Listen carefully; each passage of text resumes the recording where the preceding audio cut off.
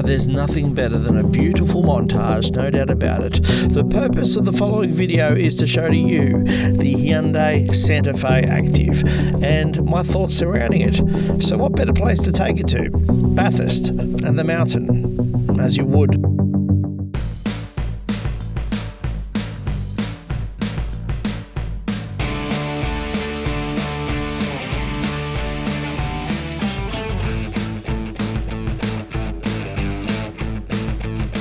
Well, when I'm in Bathurst, there's one place I head straight for the car review, and that is Mount Panorama. Even though we're on a public road and I can't exceed 60 k's an hour or take the racing line, it's still great to be here, albeit very cold again, 5 degrees and lots of fog.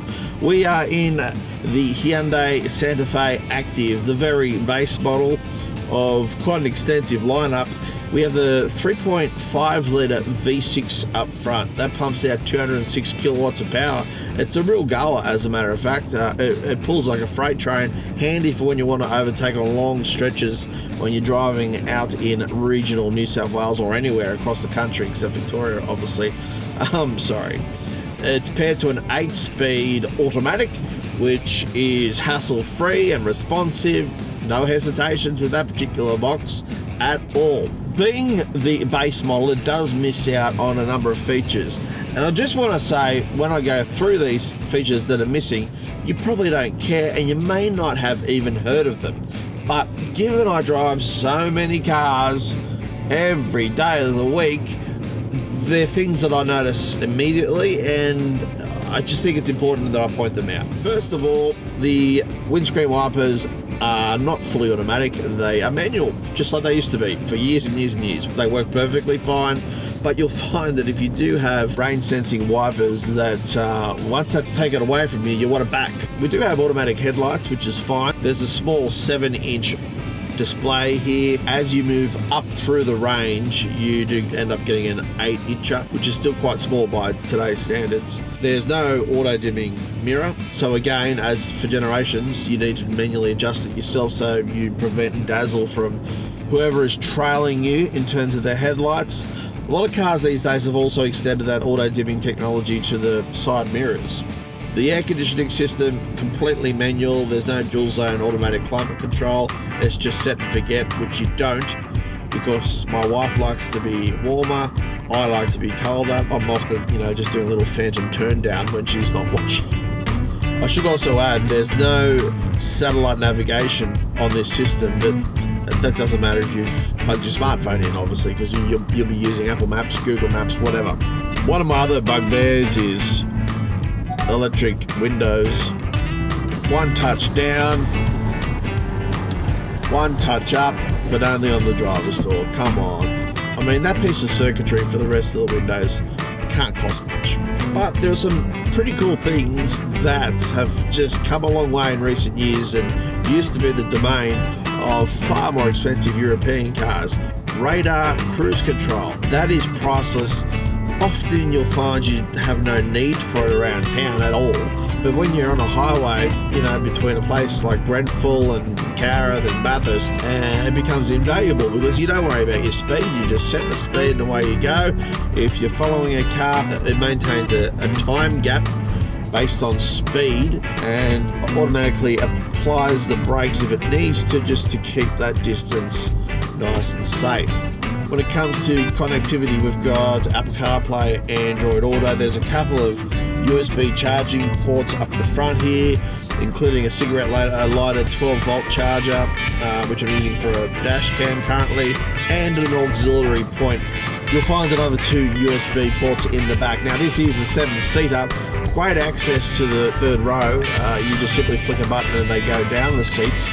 And there's also independent air conditioning controls for them back there as well. So the kids who are, I'd suggest, under 14 sitting in the third row can remain comfortable temperature-wise. There are drive modes, sport, comfort, smart, eco. You're never going to use that. The lane keep assist system on this car is actually useful. A lot of them just drive me mad and I turn them off.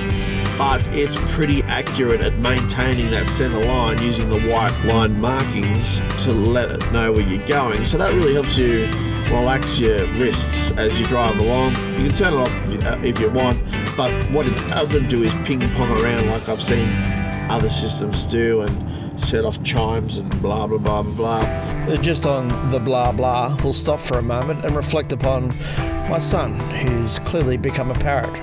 We're in the Hyundai Santa Fe Active, the base model.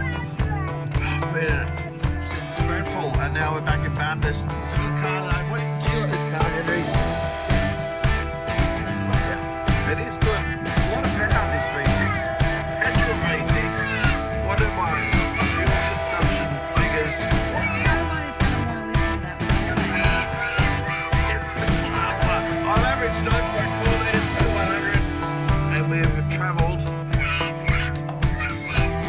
Shut up, be quiet. I need to see the trip computer. Oh, it's been a long trip. Anyway, there we go. I've travelled 347 k's, 4 and 9.3. That's all I've got. Thanks, this is Hyundai and Carbon. Good little sound system. It's comfortable. It's a really comfortable drive, and that extends from the feeling of the steering wheel. I mean, once you grasp a steering wheel in a car, good quality one, first impressions do last. I hopped in a Mazda CX-30 2 days ago that I've currently got on fleet, and the steering wheel feels like a hose. So a perception of quality goes a long way with customers. There's a plastic leather look coating to the interior with across the dash with double stitching. There's also some woven aluminium carbon fibers type stuff. The seats look like the material that my wife wears in terms of her active wear. It's not too bad actually. It's funny because, I mean, this is the front wheel drive model. I would get the all wheel drive model all the time, particularly if I lived out here and it's frosty and it's cold. It's not an off-road vehicle, that's obvious, but it does give you a significant advantage when it comes to the traction control systems, just giving you a little bit more armour when it comes to how the vehicle can control itself. It doesn't feel overly big and cumbersome at all. And in fact, when it comes to my time out here on the open road, and of course Mount Panorama right now, I actually enjoy it. I think it's just a great all-rounder.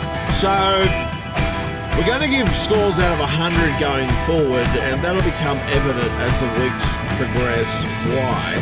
It's a very complicated formula, and I'll give you a bit of a rundown on what that involves soon.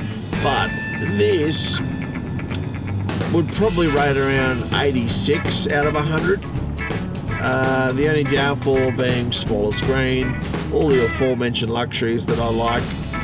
Fuel economy's okay.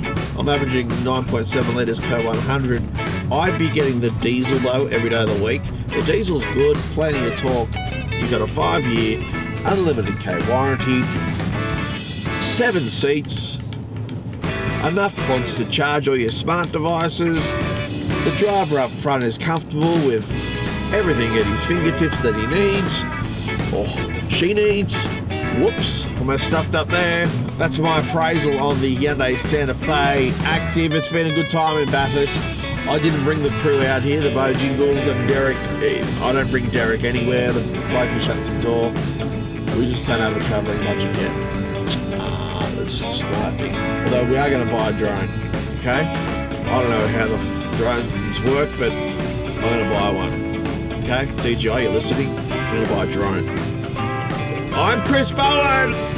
Normal programming will resume after this video. Goodbye. Good luck.